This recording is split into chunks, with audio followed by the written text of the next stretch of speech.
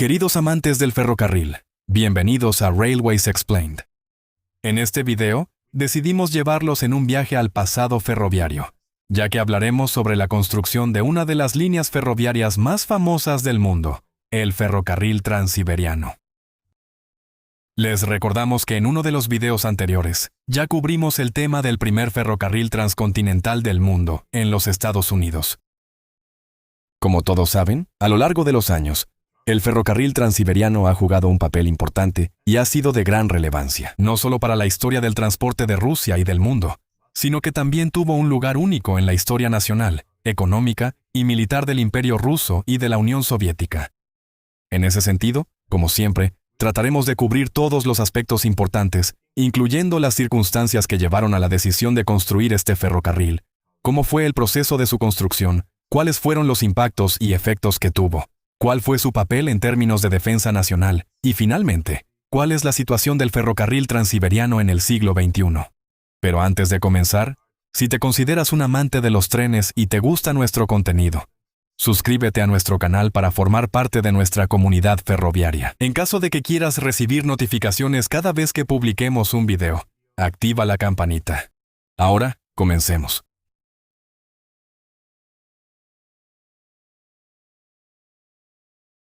A finales del siglo XIX, el desarrollo de Siberia, una región rusa de importancia estratégica, se veía obstaculizado por la casi inexistencia de conexiones de transporte dentro de la región, así como con el resto del país. Aparte de la gran ruta siberiana, las buenas carreteras aptas para el transporte con ruedas eran raras. Durante aproximadamente 5 meses al año, cuando los ríos eran navegables, estos eran el principal medio de transporte. Durante el resto del año, la carga y los pasajeros tenían que viajar en trineos tirados por caballos sobre los caminos de invierno, muchos de los cuales eran ríos cubiertos de hielo. La propuesta inicial para resolver este problema mediante la construcción de una línea de ferrocarril y abrir Siberia para su desarrollo fue presentada por el gobernador general del este de Siberia, Nikolai Muravyov-Amursky, en 1857.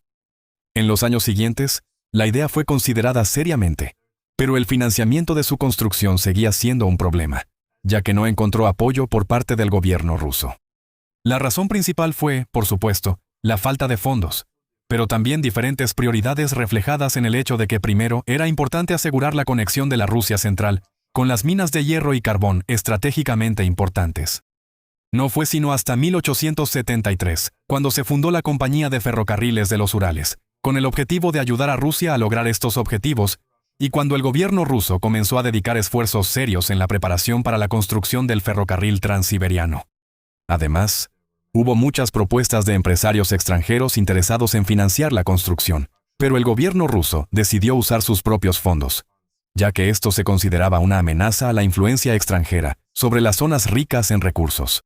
Sin embargo, finalmente se dio el primer gran paso que llevaría al inicio de la construcción. El 9 de marzo de 1891, el gobierno ruso emitió un decreto imperial anunciando la intención de construir un ferrocarril a través de Siberia.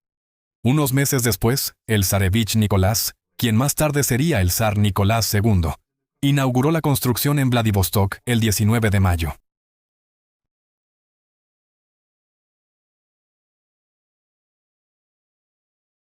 Las dificultades que enfrentaron los trabajadores del ferrocarril transiberiano difícilmente pueden ser exageradas. Para que se den una idea de la magnitud, con 9.000 kilómetros. Era 18 kilómetros más largo que el ferrocarril transcontinental canadiense entre St. John's en la costa atlántica y Vancouver en la costa pacífica. El ferrocarril transcontinental en los Estados Unidos, completado en 1869, era mucho más corto y no requirió más de 6.000 kilómetros de nuevas vías férreas, ya que la sección del este ya había sido construida. Para comparar, si no contamos la sección ya existente en la línea transiberiana, de Moscú a Chelyabinsk, el ferrocarril transiberiano aún requería más de 2.000 kilómetros de nuevas vías férreas. Si todavía es difícil imaginar lo larga que es esta línea, solo diremos que representa una quinta parte de la circunferencia de todo el planeta. Sin embargo, para optimizar la construcción, el ferrocarril se dividió en 3 secciones principales: la línea occidental, la siberiana central y la línea del lejano oriente.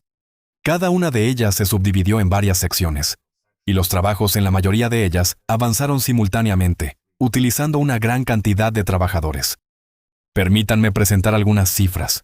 En las primeras etapas de la construcción, se emplearon alrededor de 9.600 personas, mientras que hacia la mitad, el número de trabajadores creció hasta 84 a 89.000. Por cierto, la mayoría de estos trabajadores trabajaban gratis, dado que eran prisioneros. Realmente no es necesario enfatizar lo malas que eran las condiciones climáticas y lo técnicamente desafiante que fue construir un ferrocarril en zonas de hielo persistente e inviernos extremadamente duros. De todos modos, la construcción comenzó en ambos extremos, desde Vladivostok en el este y Chelyabinsk en el oeste, y avanzó hacia el centro.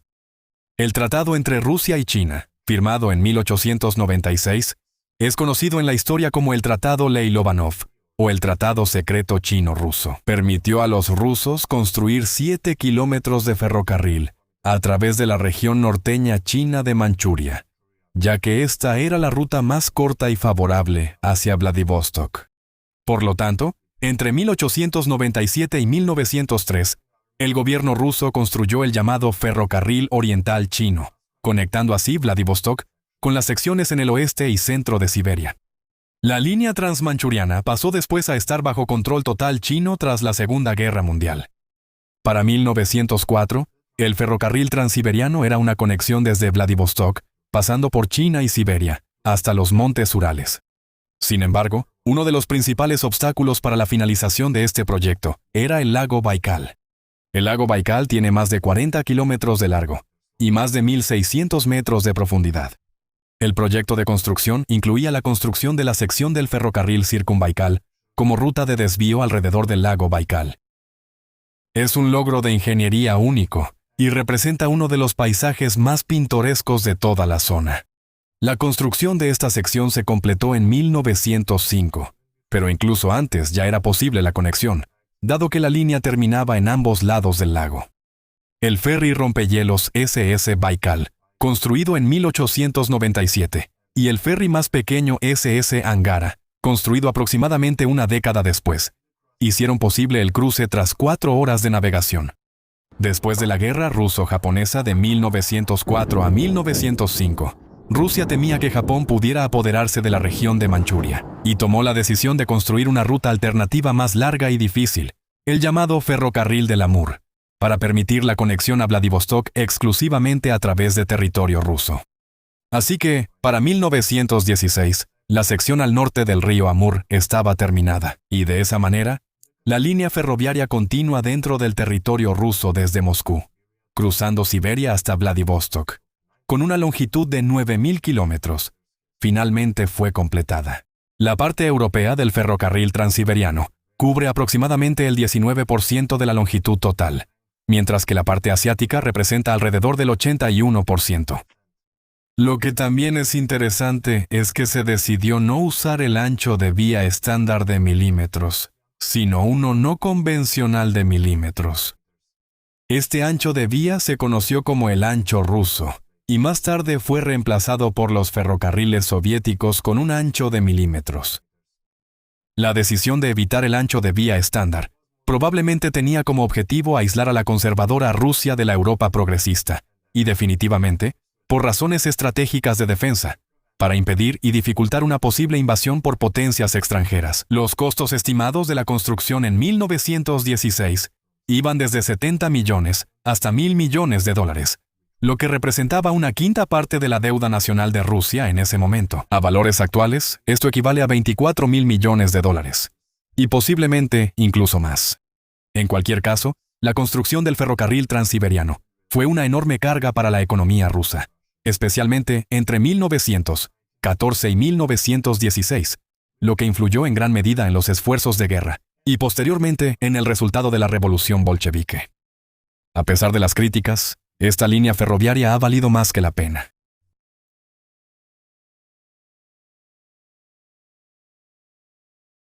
Aunque el área que hoy constituye los distritos de los Urales, Siberia y el Lejano Oriente estuvo bajo control ruso desde el siglo XVII, la población se mantuvo por debajo de los 300.000 hasta principios del siglo XX. La construcción del ferrocarril transiberiano puso en marcha un proceso de migración a gran escala que con el tiempo llevó a un aumento de la población a aproximadamente 36 millones, como es hoy en día. Además, la economía siberiana, que casi no existía, comenzó una rápida expansión. Los nuevos colonos cultivaron rápidamente el suelo fértil de Siberia Occidental, duplicando la superficie cultivable y convirtiendo la región en uno de los principales graneros de Rusia. Los molinos de harina surgieron como hongos. La industria de la mantequilla de Siberia Occidental se ha convertido en la segunda más grande del mundo después de Dinamarca. Muchas estaciones de tren tenían aserraderos, corrales y mataderos, lo que estimuló significativamente el desarrollo de toda la región. En general, el ferrocarril transiberiano no solo permitió la revolución industrial de Siberia, sino que, más importante aún, permitió la integración de vastas áreas rusas en un único país.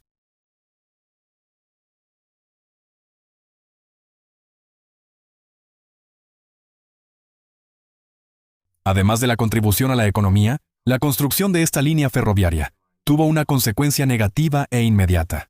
Provocó una guerra con Japón. Sí, la construcción de esta línea ferroviaria a través de Manchuria provocó de inmediato la guerra ruso-japonesa. Aunque los rusos no creían que los japoneses atacarían, ocurrió en febrero de 1904. Los japoneses querían aprovechar la incapacidad de la línea ferroviaria recién terminada para soportar la carga de la guerra, así como el hecho de que la línea Circunbaikal aún no se había completado. Estos dos factores fueron cruciales para la decisión y el momento del ataque. Además, el tren de suministros entre Moscú y Manchuria tardaba 5 o 6 semanas en lugar de unos 10 días, que era lo que se suponía que debía tardar. Debido a eso, Rusia no pudo transportar rápidamente tropas y suministros al campo de batalla, lo que finalmente llevó a la pérdida de la guerra. Aunque los japoneses tenían una conexión ferroviaria hasta el corazón de Rusia, se cree que el ancho de vía impidió que los japoneses llevaran a cabo una invasión adicional. El ferrocarril transiberiano demostró ser ineficaz una vez más durante la Primera Guerra Mundial. La razón principal se consideró la incapacidad del régimen zarista para gestionar eficientemente el ferrocarril y organizar el tráfico, lo que resultó en la imposibilidad de hacer llegar suministros y tropas de manera oportuna y adecuada donde era necesario. A diferencia de la Primera Guerra Mundial, el ferrocarril transiberiano tuvo un buen desempeño bajo el mando del Partido Comunista y Stalin. Tras el ataque alemán en 1941, hubo una evacuación inmediata de la industria en las zonas amenazadas hacia el este, en varios cientos de trenes especiales. En una maniobra realmente notable, fábricas enteras fueron empacadas en vagones y transportadas a lugares previamente planificados. La mayor parte de la industria simplemente fue trasladada a Siberia Occidental. Y de esa manera, por ejemplo, Chelyabinsk se convirtió en un centro de producción de tanques.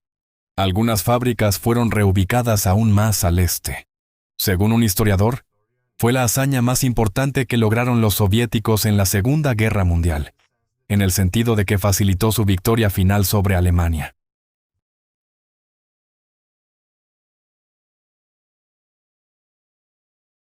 Hoy en día, el ferrocarril transiberiano es una línea moderna, electrificada y de doble vía, la columna vertebral de la economía rusa, y la línea que da acceso a las redes ferroviarias de China y Mongolia.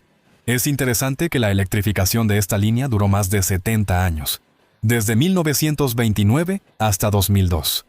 El ferrocarril transiberiano también es de gran importancia como parte del corredor económico que conecta el este y el oeste de Eurasia, y juega un papel importante dentro de la iniciativa de la Franja y la Ruta, de la cual también hablamos en uno de los videos anteriores.